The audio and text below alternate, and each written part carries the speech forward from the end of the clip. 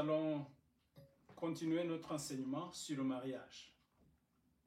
Ce sera aujourd'hui la troisième partie de cet enseignement. Mais avant ça, je vais faire brièvement le résumé de deux autres que nous avons terminés. Nous avons dit qu'il y a un vide dans chaque homme qui a la forme de son épouse, que Dieu a prévu pour lui.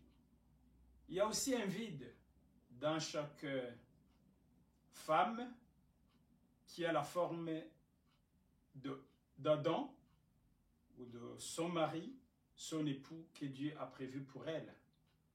Donc, Dieu a créé ces deux vides pour que ces deux personnes s'entretirent. Une fois ils se rencontrent, elles peuvent le découvrir parce que la profondeur appelle la profondeur. Mais ce vide est dans l'âme. Mais dans l'esprit, il y a le vide qui a la forme de Dieu. C'est-à-dire, il n'y a que Dieu seul qui peut combler ce vide. Dans chaque personne, il y a un vide qui a la forme de Dieu, dans l'esprit. Et dans chaque personne, il y a un vide, dans chaque âme de chaque personne, il y a un vide qui a la forme de son époux ou de son épouse. Mais dans l'esprit, il y a un vide qui a la forme de Dieu. Il n'y a que Dieu seulement, il n'y a que Jésus qui peut combler ce vide. Donc, la Bible nous dit que il a mis en nous, Dieu a mis en nous la soif des choses éternelles. Donc, nous allons lire, juste pour l'introduction, pour dire comment Dieu a fait le premier mariage. Et la même procédure, Dieu est le même hier, aujourd'hui et éternellement, c'est la même procédure qu'il fait. Genèse chapitre 2, verset 21. Alors, l'Éternel Dieu fit tomber un profond sommeil sur l'homme qui s'endormit, et prit une de ses côtes et renferma la chair à sa place. 2,22. L'Éternel Dieu forma une femme de la côte qu'il avait prise de l'homme et l'amena vers l'homme. Et l'homme dit, voici cette fois celle qui est l'os de mes os et chair de ma chair, on l'appellera femme parce que elle a été prise de l'homme. C'est comme ça que Dieu a fait. Et il fera la même chose pour toi. Donc, Dieu va faire en sorte que tu rencontres ton Ève ou tu rencontres ton Adam. Il s'arrangera parce que il a été sorti de toi à un certain moment de la vie. Il est quelque part. Ton Adam est quelque part. Ton Ève est quelque part. Et la femme sentira, quand elle verra Adam, la soif ou l'attraction d'aller combler le vide d'où elle est sortie en Adam. Et Adam sentira, Ève, qu'elle est en train d'être attirée vers le vide pour aller combler ce vide. Parce que Dieu a sorti Ève d'Adam. Ève le saura, elle aura cette soif d'aller combler ce vide. Et Adam aura aussi le sentiment qu'il y a un vide qui doit être comblé par cette personne.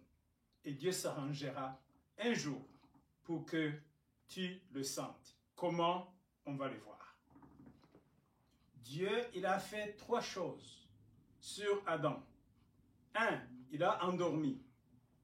2, il a sorti Ève de lui. 3, il a ramené Ève vers Adam. Il fera de même pour toi. Après l'avoir sorti, il sait qu'elle est dehors, il s'arrangera pour l'amener vers toi. Et troisième chose, Dieu l'a réveillée. a fait que Adam soit réveillé et qu'il voit Ève. Donc, toi aussi, si tu es réveillé spirituellement, tu es illuminé, tu es bien spirituellement, tu es converti, tu as accepté Christ comme la lumière, tu as accepté la parole, tu es rempli du Saint-Esprit, certainement, c'est pour ton bien, tu sauras, Ève, tu ne vas pas la louper. Donc, Dieu s'arrangera parce qu'il est maître des temps et des circonstances. Donc, il s'arrangera pour que Ève te rencontre et que toi aussi tu rencontres Ève. Donc, mutuellement. Ou peut-être au mariage quelque part, peut-être dans une fête, peut-être quand vous allez visiter un ami en commun, peut-être à l'aéroport, peut-être en vacances, peut-être à l'école, peut-être, je ne sais pas, tu la verras à la télévision ou quelque part dans un album de photos. Quand tu verras son image, il y a quelque chose qui va tiquer. Tu seras intrigué au départ par sa coiffure, peut-être son démarche, sa voix, mais plus tard, ça sera sérieux. Parce que là, c'est juste comme introduction, mais plus tard, ça sera sérieux et profond. Donc, Dieu, il s'arrangera. Et de là, il s'arrangera pour que vous soyez des amis, de l'amitié, et viendra après l'amitié, viendra les fiançailles. Et aujourd'hui, on va voir comment gérer les fiançailles au profit du futur mariage, au profit de la famille que vous allez fonder. Voilà, c'est ce que nous allons voir aujourd'hui. Comment se comporter pour le bienfait du mariage. Parce que si vous gâchez les fiançailles, les conséquences, vous allez les récolter dans votre foyer. Parce qu'il y a des gens qui se comportent mal et c'est au détriment de leur foyer. C'est pourquoi il y a beaucoup de bagarres, il y a beaucoup de désordre dans plusieurs familles, il y a beaucoup de divorces. Parfois, 99,999%, c'est à cause de comment ils se sont comportés pendant les fiançailles. Nous allons lire la parole de Dieu, Psaume 119, verset 9. Et c'est ça la clé de notre enseignement aujourd'hui. Gestion des fiançailles. Comment le jeune homme rendra-t-il pur son sentier en se dirigeant d'après ta parole? Je répète, comment le jeune homme rendra-t-il pur son sentier? C'est comment? C'est en se dirigeant d'après la parole de Dieu. Comment la jeune femme rendra-t-elle pur son sentier? C'est en se dirigeant d'après la parole de Dieu. Écoutez, Proverbe 6, 23. Car les préceptes est une lampe et l'enseignement une lumière et les avertissements de la correction sont le chemin de la vie. Donc, les enseignements, la parole de Dieu, comment la prendre au sérieux, au profit de ta vie, de ton foyer, de ton mariage et même de ta vie future et même de tes descendants. Proverbe 3.1. Mon fils, n'oublie pas mes enseignements et que ton cœur garde mes préceptes. Ma fille aussi, n'oublie pas mes enseignements et que ton cœur garde mes préceptes. Mon fils, ma fille, que ces enseignements ne s'éloignent pas de tes yeux. Garde la sagesse et la réflexion. Proverbe 3, 22. Elles serreront la vie de ton âme et l'ornement de ton cou. Garde la parole de Dieu. Garde la parole de Dieu que je vais te dire aujourd'hui. Oui, il faut bien préparer ton mariage. Et c'est pendant les fiançailles, le comportement pendant les fiançailles. Donc, en évitant l'impudicité et toute forme d'impudicité, de se connaître avant le mariage. Le mariage vient après les fiançailles. Et les fiançailles viennent après l'annonce aux parents, aux amis et à la famille publiquement. Quand on n'a pas encore publié ça, c'est juste l'amitié. Et après avoir annoncé publiquement, commencent les fiançailles. Et la gestion des fiançailles, évitez toute forme de pudicité. Ne brûlez pas les étapes. Ne vivez pas comme des époux pendant que vous êtes des fiancés. Ne vivez pas. Sinon, vous risquez de donner la première invitation à Satan. Et vous savez que Satan, il est le voleur, le destructeur et le tueur. Donc, évitez. Écoutez. 1 Corinthiens 6, 18. Fuyez l'impudicité. Quelque autre péché que l'homme commette, ce péché est hors du corps. Mais celui qui se livre à l'impudicité pêche contre son propre corps. Et ton corps est le temple du Saint-Esprit. Si une fois tu es rempli de Jésus et du Saint-Esprit. Donc, tu pêches contre le temple. Et tu pêches contre tes parents, parce qu'ils sont contre ça. Tu pêches contre ta culture est contre ça. Tu pêches contre ton pasteur, parce qu'il est contre ça. Tu pêches contre même la société, parce que en faisant ça, tu pêches contre tout le monde, contre Dieu, contre le Saint-Esprit, contre ton ministère, contre ton appel, contre tes parents, contre tous. Donc, c'est un péché terrible.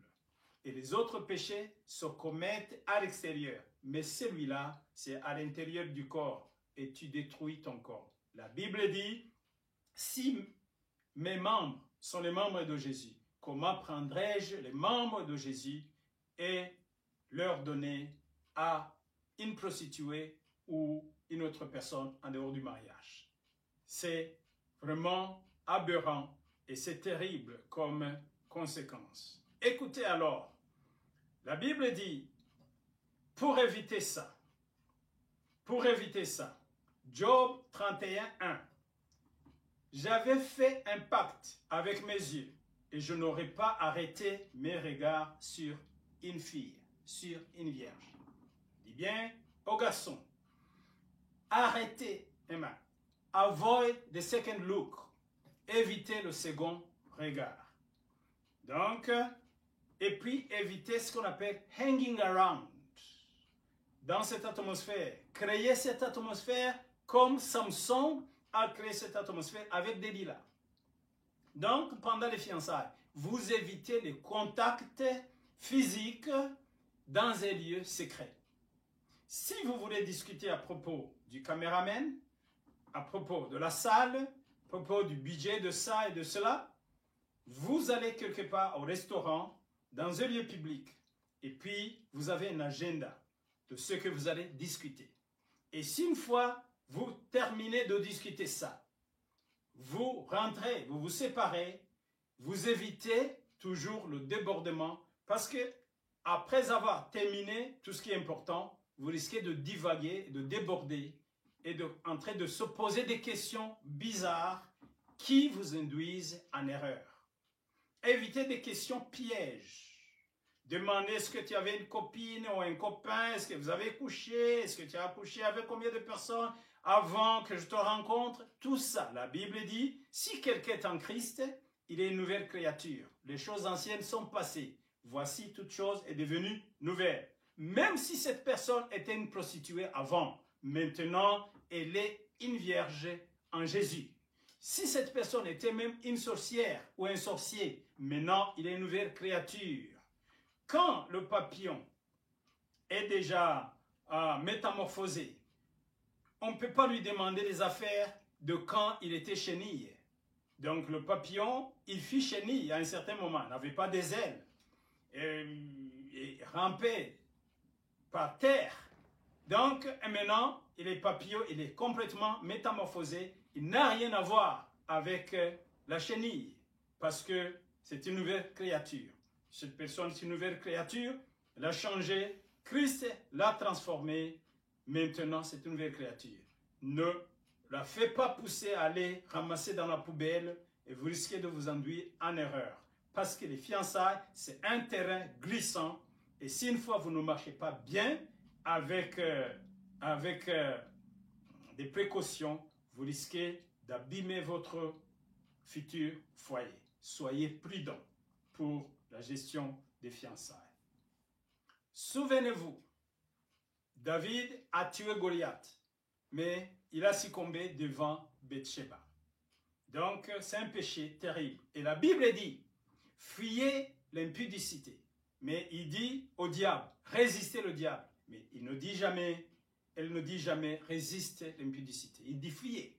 Ne donnez pas cette occasion, parce que le diable rôde et tu ne peux pas résister à ça. Il faut fuir. Hein? Il faut fuir. Il faut fuir. Écoutez comment Daniel s'est comporté. La Bible dit, Daniel résolut de ne pas s'essouiller par les mets du roi, par le vin, par l'internet, par ceci, par cela. Tout ce que le roi buvait. Il pria le chef des eunuques de ne pas l'obliger à s'essouiller. Il ne s'essouilla pas, ni par téléphone, ni par télévision, ni par internet. Il ne s'essouilla pas. La Bible dit, tes résolutions que tu as prises, tes résolutions que tu as prises, il faut les garder. Ecclésiaste 10, 8, il est dit, celui qui creuse une fossée, il tombera, et celui qui renverse une muraille sera mordu par un serpent. Si une fois tu enlèves les principes que tu avais toi-même établis, à un certain moment, tu risques de tomber. Il faut être résolu. Écoutez, mon fils, si des pécheurs veulent te séduire, ne te laisse pas gagner. Ne sois pas influencé par les autres. Il y a d'autres qui pensent et disent non, aussi longtemps que ce n'est pas ma sœur, aussi longtemps que nous sommes majeurs, aussi longtemps, ne te laisse pas influencer par ces gens qui parlent des choses, qui ont des principes contre la parole de Dieu. Ne te laisse pas influencer. La Bible dit, soyez sobres, veillez, car votre adversaire, le diable, rôde comme un lion rugissant, cherchant qui y dévorera. Hein? Donc, il faut éviter. David est tombé avec Bathsheba. Pourquoi? À cause de l'oisiveté. Il était oisif. La Bible dit, c'était le moment où les rois allaient à la guerre, au combat, au travail. Lui, il a choisi de prendre les vacances pendant les moments de travail.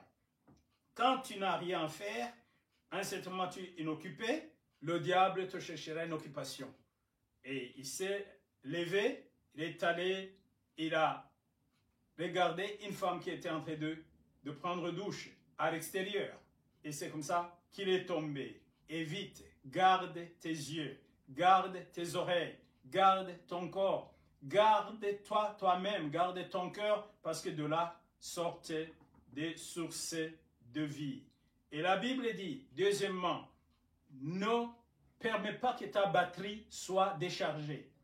Soyez remplis du Saint-Esprit et soyez rechargés encore une fois, de gloire en gloire. Jésus, il venait, il prêchait, et le soir, il allait dans la prière. Il ne permettait pas que sa batterie soit déchargée. Parce que si une fois tu ne charges pas ta batterie, tu peux être déchargé. La Bible dit, vous avez la volonté. Le cœur a la volonté, mais le corps est faible. Priez et demandez la force à Dieu continuellement. Sinon, soyez continuellement, si vous n'êtes pas continuellement rempli du Saint-Esprit, tu seras froid peu à peu. Et tu ne seras pas rempli du Saint-Esprit et tu n'auras pas le fruit du Saint-Esprit qui est la maîtrise de soi. Donc, il faut prendre la résolution d'aller toujours en avant parce qu'il n'y a pas de neutre. Où tu avances, ou tu recules. Dans la vie spirituelle, si tu n'es pas en train d'avancer, tu recules. Il n'y a pas de neutre, il n'y a pas d'arrêt. Tu ne peux pas t'arrêter. Ou tu avances, ou tu recules. Alors, choisis d'avancer tout le temps. La Bible dit que ton avancement soit vu de tous. Que ton changement soit vu de tous. Alléluia. Oui, c'est-à-dire qu'il faut être prudent pendant ces moments dangereux de fiançailles. Proverbe 6, 27, il est dit, quelqu'un mettra-t-il du feu dans son sein sans que ses vêtements s'enflamment? Quelqu'un marchera-t-il sur des charbons ardents sans que ses pieds soient brûlés? Mais si tu as été toujours dans cette faiblesse, ne t'inquiète pas. Nous avons un Dieu qui pardonne. Il est ici, il t'attend. Il dit, venez à moi, vous tous qui êtes chargés et fatigués, je vous donnerai du repos. Si vos péchés seraient rouges comme la cramoisie, seront blancs comme la neige. Donc, si tu demandes pardon du fond du cœur, Dieu te pardonnera et enlèvera même les conséquences. 1 Corinthiens 6, 11. Et c'est là que vous étiez aussi, quelques-uns de vous, mais vous avez été lavés, vous avez été sanctifiés, vous avez été justifiés au nom du Seigneur Jésus-Christ et par l'Esprit de notre Dieu. C'est là que vous étiez. Vous étiez dans les faiblesses et dans l'ignorance. Vous avez commis des choses bizarres. Des fois, des choses qu'on ne peut même pas mentionner, qu'on ne peut même pas dire. Et des gens, ils ont même honte de les dire. Mais c'était les moments d'ignorance. Et Dieu a pardonné et le péché et a jeté loin même les maladies et les conséquences de ces péchés. Si réellement tu tournes à Dieu avec ton cœur à 100%, Dieu te pardonnera et jettera dans l'océan d'oubli ton histoire, ta condamnation, ta culpabilité, toutes les conséquences, parce que nous avons un Dieu qui pardonne. Donc, revenez à lui aujourd'hui, il te fera du bien. Et continuez bien les fiançailles en fonction de ses paroles. Parce que il n'est jamais tard, aussi longtemps que tu respires, Dieu peut tout transformer, car rien n'est impossible à Dieu. Alléluia. Écoutez mes amis, nous disons merci à Dieu pour vous. Vous faites bien aussi de permettre à Dieu de vous utiliser pour écouter cette parole et la mettre en pratique. Que Dieu continue à vous bénir. Nous disons merci à Dieu pour vous. Continuez à être comblés de bénédictions et un jour nous serons couronnés. Que le Seigneur vous imbibe de son huile et vous remplisse de sa bénédiction. Alléluia.